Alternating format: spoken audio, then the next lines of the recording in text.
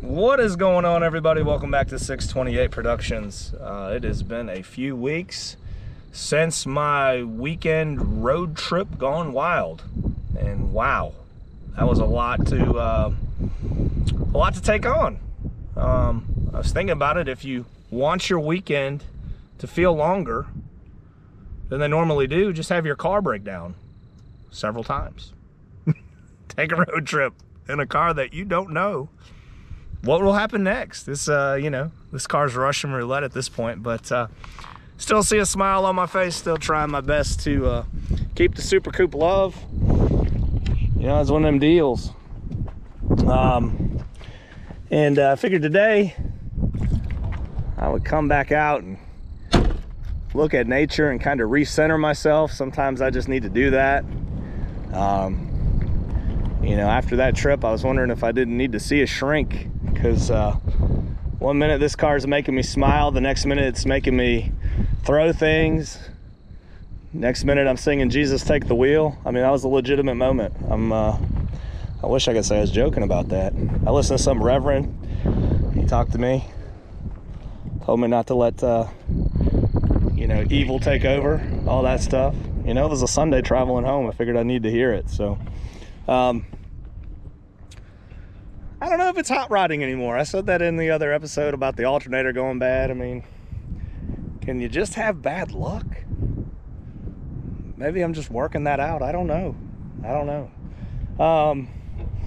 Here's what I can tell you so far, just to give a recap. I don't want to beat a dead horse too bad, but we did this kind of all in one big shot. And since it was a big shot, and now I'm having the car back to enjoy it, these things should be expected. I mean, I don't know why I'm expecting less. We threw everything together, we made it look good, and now we're testing it. That's essentially what it is. And it took such a long time. You know, the quarter horse went bad. Big deal. I put the Magnum Powers front mount setup on it, and that also required me to get a larger radiator to accommodate. I think others have experienced that. It's caused me to learn how to set the fans so that airflow is going through. I think others have experienced that. I had AC off of the car for the longest amount of time, and then I decided to add it back, and now I'm learning that the car cooled just fine without a big AC condenser in the way. No, it doesn't. There's a lot of trial and error, and I got to remind myself of that. I'm human. I got to stand in front of this camera and say, yes, Super Coupe, woo, go out and buy one. But it hasn't been all roses. It's just the reality. But if I'm looking at the punch list of stuff that has been taken care of, I mean, we're running out of things that could potentially go wrong at this point, folks. The entire drivetrain has been rebuilt. Differential, transmission, engine. Now it's just little things. Like, who would have thought a hose clamp would fail? Like, how does that even happen? The little corkscrew mechanism stripped out randomly. We replaced the hose clamp. We got rid of the coolant leak. It was simple. Alternator. That stuff happens. The belt. Again, I chromed all these pulleys, and it was an attempt to be different. And the chrome flies off and it cuts your belt. I mean, that's a crazy one-off deal in my mind. That doesn't happen to everybody. I don't know. It's just good to be out here in nature, kind of in my thoughts in my head. Made me wonder, what do you guys love about your Super Coupe? I don't get a whole lot of comments about that, so I'm really just curious. There's so many channels that have buyer's guides, but there's not one for the Super Coupe. So is that kind of like the first red flag? I don't know. I just want to hear your comments. What do you love and what do you hate? But I'll segue that into my what do I love and what do I hate. I love the way this car looks. I love the way it makes me feel when it actually runs correctly.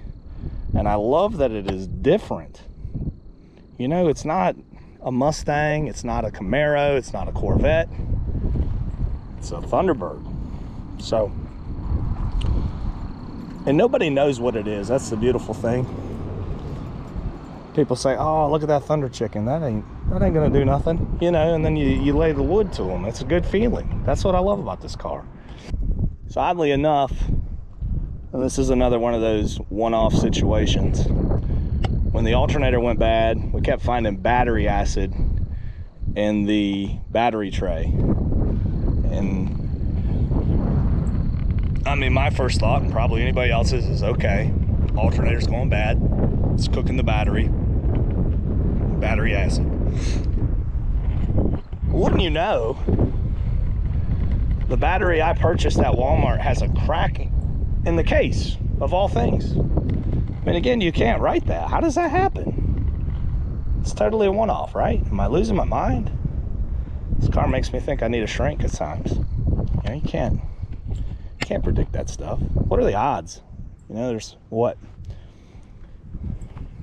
80 batteries on the shelf.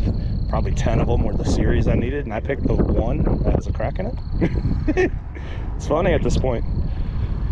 Oh man. Let me show you guys one more thing.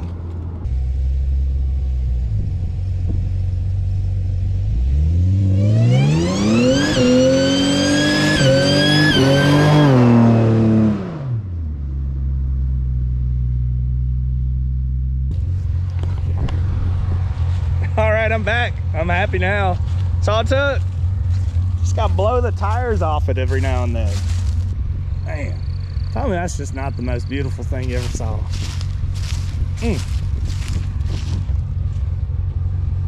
All right, I'm recentered.